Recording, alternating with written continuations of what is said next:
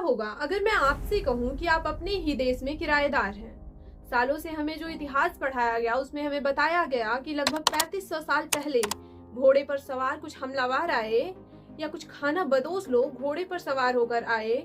उन्होंने यहाँ के मूल निवासियों को मारा, जंगलों में भगाया, दास बनाया और फिर वेदों की रचना की और इसे उन्होंने नाम दिया आर्यन इन्वेंशन थ्योरी।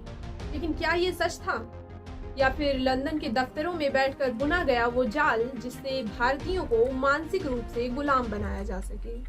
2019 में वैज्ञानिक रिपोर्ट और लगभग 5000 साल पुराने मिट्टी के नीचे दबे हुए सबूत ने इस पूरी कहानी की धज्जियां उड़ा दिया। चलिए समझते हैं कि 19वीं सदी में अंग्रेज भारत पर राज तो कर रहे थे, लेकिन भारतीयों का अपनी संस्कृति, अपनी सभ्यता, अपने एकता पर जो अटूट गर्व था उसे वो तोड़ना चाहते थे और इसे तोड़ने के लिए जन्म लिया एक ऐसी थ्योरी में जिसमें मैक्स म्यूलर जैसे विचारकों ने ये बताया कि भारत की कभी कोई संस्कृति या सभ्यता तो थी ही नहीं, बल्कि ये संस्कृति और सभ्यता तो आर्यों की देन थी जो कि मध्य एशिया से आए थे।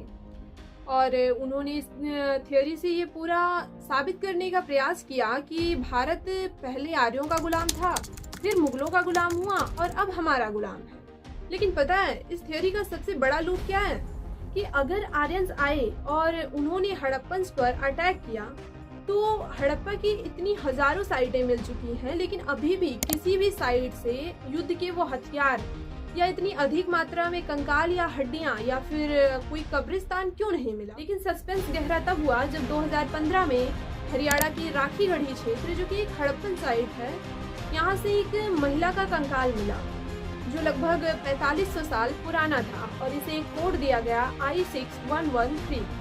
2019 में इस कंकाल की DNA रिपोर्ट दुनिया के सबसे बड़े साइंस जर्नल नेचर में प्रकाशित हुई और सबसे बड़ा सबूत भी यही है कि इस जर्नल में जो रिपोर्ट छपी उसमें ये साफ साफ मेंशन किया गया कि इस DNA में स्टेपीज यानी मध्य एशिया के किसी आक्रमणकारी का कोई भी नामो निशान नहीं है।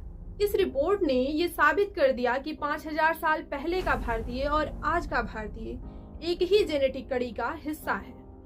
अब आपके मन में एक नया सवाल उठ रहा होगा कि अगर आर्यन, हड़प्पन और हम सब एक ही हैं, तो ये हड़प्पन और आर्यन यानी कि हड़प्पा की भाव चित्रात्मक लिपि और आर्यों के वेदों की भाषा इतनी डिफरेंस क्यों है कि हड़प्पा की लिपियों को हम आज भी पढ़ नहीं पाते हैं। और यही सबसे बड़ी गलतफहमी है।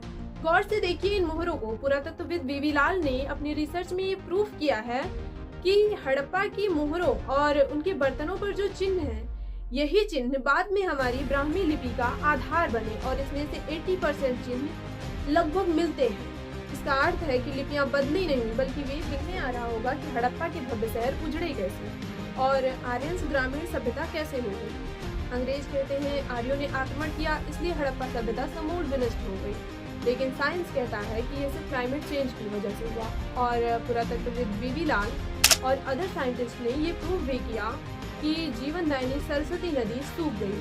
वहीं सिंधु ने अपना मार्ग परिवर्तन कर दिया जिससे लोग माइग्रेशन पर मजबूर हुए और वे गंगा के मैदान और दक्षिण की ओर चले गए।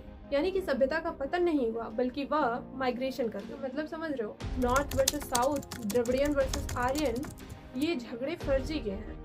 अंग्रेजों की बांटो और राज करो नीति का एक हिस्सा, क्योंकि हम एक ही पूर्वज की संतान हैं। राखीगढ़ी की वो महिला और आज का भारतीय एक ही अखंड कहानी के दो अलग अलग सिरे हैं। इतिहास के पन्नों से वो धूल हट चुकी है जिसने ये साबित कर दिया कि हम आक्रमणकारी नहीं बल्कि हम इस धरती की संतान हैं। हम ही सिंधु हैं, हम ही सरस्वती हैं और हम ही वेदों के रचयिता हैं। इस टाइम जब कोई आपको आर्यंस और द्रविडियंस पर ज्ञान दे तो उन्हें ये सच जरूर बताना, क्योंकि कहा जाता है जो राष्ट्र अपना सच्चा इतिहास भूल जाता है इसे मिटने में देर नहीं लगता। राष्ट्रीय वीडियो को लाइक, कमेंट और शेयर करें और हाँ, चैनल को सब्सक्राइब करें।